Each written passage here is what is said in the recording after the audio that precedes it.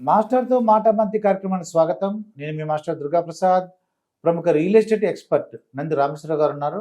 Sir నమస్కారం sir. నమస్కారం అండి. Sir congratulations sir. మీరు టెడెక్స్ ఒక స్పీకర్గా ఉన్నారు, దాంట్లో అవార్డు తీసుకున్నారు. అట్లా మీరు 15,000 ఏజెంట్స్కి ట్రైనింగ్ ఇచ్చారు, ఒక 16,000 మీరు ఏంటంటే వాళ్ళు ట్రాన్సాక్షన్స్కి మీరు హెల్ప్ చేశారు. 5,000 crores దానికి మీరు ఒక సిఇఓగా ఉన్నారు. టాప్ 5 మొత్తం టాప్ 10 సిఇఓస్లో ఇండియాలో 2023లో మీరు ఒకరు ఉన్నారు దీంట్లో. ఇన్ని అవార్డ్స్ మాకు ఒకటి ఇప్పించండి సార్. మాకు కూడా ఏదన్నా తీసుకుని మా ఇంట్లో రియల్ గ్రేట్ సార్. అంటే అది ప్యాషన్తో జరిగితే ఆటోమేటిక్గా వస్తాయండి. ఇష్టంతో చేస్తే రిజల్ట్స్ వస్తాయి, కష్టంతో చేస్తే కష్టాలు వస్తాయి. సో మనకి ఒక హాబీ. పవన్ కళ్యాణ్ గారు నేను అసెంబ్లీలో మాట్లాడుతూ మా ఒక 2029లో కూడా ఆంధ్రప్రదేశ్లో మేము కలిసి పోటీ చేస్తాము, మేము కలిసే ఉంటాము అని అంటున్నారండి. అంటే జనరల్గా ఏమనుకుంటారంటే ఒక కూటమి ఉందనుకోండి, ఇది దాంట్లో గొడవలు వచ్చేసి నెక్స్ట్ ఎలక్షన్స్కి వాళ్ళు సరిగ్గా వాళ్ళు పోటీ చేయరు. ఆ ఉద్దేశం వైసీపీ వాళ్ళకి ఎంత ఉపయోగపడుతుంది అంటే దీని ఉద్దేశం ఏమంటారు, మీకు ఏమనిపిస్తుంది అంటారు? ఇది నేను రియల్ ఎస్టేట్ అనలిస్ట్, మీరు రాజకీయ నాయకులు అంటే దాని విషయం ఏంటంటే పారిశ్రామికవేత్తలు రావడానికి భయపడుతున్నారు, రియల్ ఎస్టేట్ కూడా రావట్లేదు. అది రాకపోతే రియల్ ఎస్టేట్ డెవలప్ కాదు. అవును, అంటే ఇండస్ట్రీస్ రాకపోతే రియల్ ఎస్టేట్ డెవలప్ అవుతుంది. ఇది చాలా మంచి ప్రశ్న దుర్గాప్రసాద్ గారు. ఎందుకంటే పాలిటిక్స్ అనేది దినదిన గండం, ఎప్పుడు ఎటు వెళ్తాడో తెలియదు. ఇటు గెలుస్తా అంటే ఎగ్జిట్ పోల్లో 10 మందికి 10 రకాలుగా చెప్పారు. మొన్న లాస్ట్ టైం ఎగ్జాక్ట్లీ జరిగేదే చెప్పాడు ఆయన, ఆర్ఆర్ మస్తానా ఎవరో ఒక ఆయన. సో కూటమి ఉంటే విడిపోవాలనే లేదండి. ఇప్పుడు ఇండియాలో 2 రకాల ఫ్యామిలీస్ ఉన్నాయి. నార్త్ ఇండియా, సౌత్ ఇండియా, అన్ని జోన్లు సపరేట్. అయితే ఇప్పటికీ మీరు నార్త్లో చూసుకుంటే మార్వాడీస్, గుజరాతీస్ ఉన్నారు కదా, వాళ్ళందరూ కూడా జాయింట్ ఫ్యామిలీసే ఉన్నాయి. సంవత్సరాలు తరబడి ఉన్నారు, విడిపోలేదు. మన దగ్గర కూడా ఇప్పటికీ ఉన్నాయి, కల్చర్ పోలేదు. ఒకప్పుడు మేము చిన్నప్పుడు స్కూల్కి వెళ్తే ఏదైనా పండగకి వెళ్ళాం అనుకోండి, 50 మంది 100 మంది కలిసి కూర్చుని కింద తినేవాళ్ళం ఫుడ్. అంటే బంధువులు, చుట్టాలు, పెన్నమ్మ, పెద్దమ్మ అందరూ వచ్చారు. సో అందరు కుటుంబాలు కూడా అది అన్ని 10-15 కుటుంబాలు వచ్చి కూర్చునేవి. ఇప్పుడు ఏంటంటే కొద్దిగా, బట్ రాజకీయంలో ఎందుకంటే ఇక్కడ చాలా అంటే వాలటైల్ సిచ్యువేషన్. జనాలు ఏమనుకుంటున్నారు, 3-4 పార్టీలు కలిస్తే ఎప్పుడైనా ఇటుపోవాల్సిందే. కానీ పార్ట్నర్షిప్ కంపెనీస్ కూడా అట్లే అంటారు, ఇది పార్ట్నర్షిప్ ఉండరు. మరి పార్ట్నర్షిప్ అయితే ఇన్ని కంపెనీలు ఎలా డెవలప్ అవుతాయి? మీరు పోయిన చూస్తున్నారు, సక్సెస్ అయిన ఎందుకు చూడట్లేదు? అది ఇప్పుడు గివ్ అండ్ టేక్ పాలసీ. ఇప్పుడు మనకి ఇక్కడ అడ్వాంటేజ్ ఏంటంటే కూటమి గవర్నమెంట్ వల్ల ఈయన పవన్ లేకపోతే చంద్రబాబు గారికి కష్టం, చంద్రబాబు గారు లేకపోతే అక్కడ మోడీ గారికి కష్టం. So it's win win situation. తెలంగాణకి డిఫరెంట్, ఎందుకంటే తెలంగాణ ఏంటంటే బీజేపీ వర్సెస్ కాంగ్రెస్, అంత కాంగ్రెస్ వాళ్ళు బీజేపీ ఇద్దరు టోటల్లీ డెడ్. ఇప్పుడు కేసీఆర్ గారు ఉన్నప్పుడు కూడా రీజనల్ పార్టీ, ఈ 2 national parties, but TRS regional party. First టర్మ్లో ఉన్నంత రిలేషను సెకండ్ టర్మ్లో లేదు, అవునా? So that means there is a slip between the cup and the lip. ఇప్పుడు ఏంటంటే ఈ ఫ్యాక్టరీ వాళ్ళు అంటే ఇండస్ట్రీస్ స్థాపించే వాళ్ళు కానీ రియల్ ఎస్టేట్కి ఒకదానికి రిలేషన్ ఉందండి. ఇండస్ట్రీస్ వస్తే మీకు డెవలప్ అవుతుంది రియల్ ఎస్టేట్. ఇప్పుడు ఇండస్ట్రీ కదా, industry, political situation, funding situation, economic situation, ఇవన్నీ కూడా part, infrastructure, part of the employment, ఇవన్నీ. అయితే ఈ విషయంలో నాకు రీసెంట్గా గత 10-15 రోజులుగా వార్తలు ఏంటంటే, ఇప్పుడు అదానీ పోర్టులు డెవలప్ చేస్తానన్నారు, అంబానీ వేరే డెవలప్ చేస్తా అన్నారు, ఇప్పుడు ఇంటర్నల్ లింక్ రోడ్డు కానీ ఇవన్నీ కూడా డెవలప్ చేస్తా అన్నారు. సో దానికి కొన్ని 1,000 కోట్లు, 1,000 లక్షల మంది ఎంప్లాయ్మెంట్. వాళ్ళు ఏమంటారంటే నెక్స్ట్ రానున్న 5 to 10 yearsలో డెఫినెట్గా పొలిటికల్ స్టెబిలిటీ కావాలని అడుగుతారు. పొలిటికల్ స్టెబిలిటీ ఉంటేనే ఇండస్ట్రీస్ వస్తాయి, లేకపోతే రావు.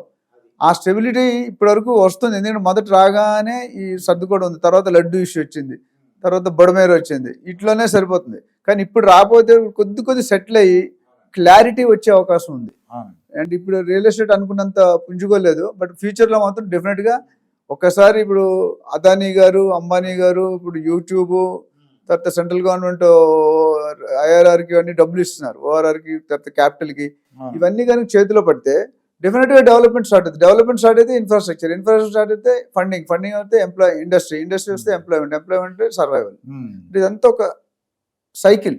నాకేమర్థం, పొలిటికల్గా నేను అడిగానండి, అడిగితే వాళ్ళు ఏమన్నారంటే ఈ ఇండస్ట్రీస్కి వైసీపీ వాళ్ళు వస్తాము మళ్ళీ అని భయపడుతున్నారంట. అందుకు ఏం చేశారంటే పవన్ కళ్యాణ్ ఒక సిగ్నల్, ఒక మెసేజ్ పంపించారన్నమాట ఇండస్ట్రీస్ వాళ్ళకి కానీ ప్రజలకు కానీ, మేము అందరం కలిసే ఉంటాము, 10 సంవత్సరాలు కూడా చంద్రబాబు నాయుడు గారు సీఎం అని చెప్తున్నారండి. దీనికి నేను మిశ్రమంగా స్పందిస్తాను. ఎందుకంటే నాకు ఏ పార్టీ, నేను వైజాగ్లో పుట్టాను, వైజాగ్లో చదువుకున్న కేంద్రీయ విద్యాలయంలో, కానీ తెలంగాణలో సెటిల్ అయ్యాను.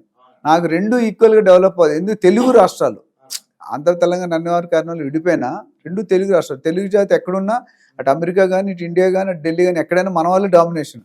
మీకు తెలిసే ఉంటుంది, every 4th engineer in India in the US is from India. అంటే 4 ఇంజనీర్లో ఒకటి మనోడే ఉంటాడు. Every 4th engineer in India is from south. Okay. Every 4th engineer from south is from Andhra Telangana. అంటే మిగతా లేవని కదా, మన మేజర్ డామినేషన్ అంత ప్రాముఖ్యత ఉంది. ఎందుకంటే మనమే ఎక్కువ డబ్బులు సంపాదిస్తాం అక్కడ అమెరికా. ట్రంప్ వస్తే దానికి కొద్ది రివర్స్ అవుతాను అంటున్నాడు. సో నేను చెప్పేది ఏంటంటే, వీళ్ళు స్థిరంగా కన్సిస్టెంట్గా మెయింటైన్ చేస్తే డెఫినెట్గా వచ్చే ఛాన్స్ ఉన్నాయి. వస్తాయని మనం నిర్ధారించలేము కానీ, బట్ వచ్చే ఛాన్సులు పుష్కలంగా కనిపిస్తాయి. ఎందుకంటే ఏంటంటే అలా చెప్పలేదు అనుకోండి, ప్రజలు అపోహలు ఉంటాయి, ఇండస్ట్రీ అందరూ గొడవలుగా ఉంటుందండి. అంటే వైసీపీ రాదు వస్తుందని చెప్పడానికి జరిగిన ఫ్యాక్ట్ బట్టి ఫస్ట్ 5 సంవత్సరాలు కొద్దిగా జరిగింది డెవలప్. ప్లానింగ్ మొదలుపెట్టే టైం కొలాప్స్ అయిపోయింది. రెండోసారి టర్మ్ వచ్చింది, రియల్ ఎస్టేట్ అనేది ఆల్మోస్ట్ జీరో అయిపోయింది, అటుకెక్కించారు. సో ఆ రికార్డ్ బట్టి చూస్తే వీళ్ళకే పాసిబిలిటీస్ ఎక్కువ ఉన్నాయి. వస్తాయని చెప్పలేం కానీ వీళ్ళు నిజంగా ఈ 5 years కొట్టుకోకుండా తిట్టుకోకుండా కొట్టుకునే అవసరం లేదు. ఎందుకంటే చంద్రబాబు నాయుడు గారు ఇంపార్టెంట్ పర్సన్ ఎవరంటే పవన్ కళ్యాణ్, ఆయన డిప్యూటీ సీఎం ఇవ్వలేక డిప్యూటీ సీఎం ఇచ్చారు. ఎందుకంటే అది ఏంటంటే నేను అబ్జర్వ్ చేసింది, పవన్ కళ్యాణ్ ఉన్నారనుకోండి, ఆయన చెప్తున్నారు అన్నమాట, నాకు డిప్యూటీ సీఎంలు అని నాకు పెద్ద చాలా తక్కువ, నాకు కావాల్సిన ప్రజల యొక్క వాళ్ళ సంక్షేమం, ప్రజల్లో ఆంధ్రప్రదేశ్ డెవలప్ అవ్వాలి అని చెప్తున్నాడు అండి ఆయన. అది కనిపిస్తుంది. ఎందుకంటే ఇప్పుడు అనొచ్చల అన్నగారు కొన్ని రోజుల నుండి షిఫ్ట్ అయిపోయారు, పార్టీ ప్రజారాజ్యం మెర్జ్ చేశారు, ఆయన సెంట్రల్ టూరిజం మినిస్టర్ అయ్యారు, బాగుంది. కానీ నెవర్ గివ్ అప్ యాటిట్యూడ్. ఒక రియల్ ఎస్టేట్ ఏజెంట్కి ఏది కావాలో ఒక పట్టుదల, బట్టి విక్రమార్క అని చెప్పారు మా నాన్నమ్మ గారు, పట్టిందే బంగారం వదలరు అసలు. So never give up attitude. Pawan Kalyan గారిలో అది చూసాం. అండ్ రాగానే రఫ్గా డెసిషన్ తీసుకోవట్లేదు, కొద్దిగా ఆలోచించి పరిశీలించి గ్రౌండ్ క్షేత్ర లెవెల్లో వెళ్ళి చేస్తున్నారు. Intention is good. As of now ఇద్దరు కలిసి ఉంటేనే సెంట్రల్ అండ్ స్టేట్కి మంచి తాల్మేల్ ఉంది, రిలేషన్షిప్ ఉంది. సో వీళ్ళు అడిగిన దానికి ఇప్పుడు అంతకుముందు జగన్ గారు ఉన్నప్పుడు ఫండ్స్ రాలేదు మనకి, ఆయనకి సపోర్ట్ ఉండేది, ఆయన సపోర్ట్ చేశాడు. బట్ ఎక్కడో దగ్గర దెర్ ఇస్ ఎ గ్యాప్.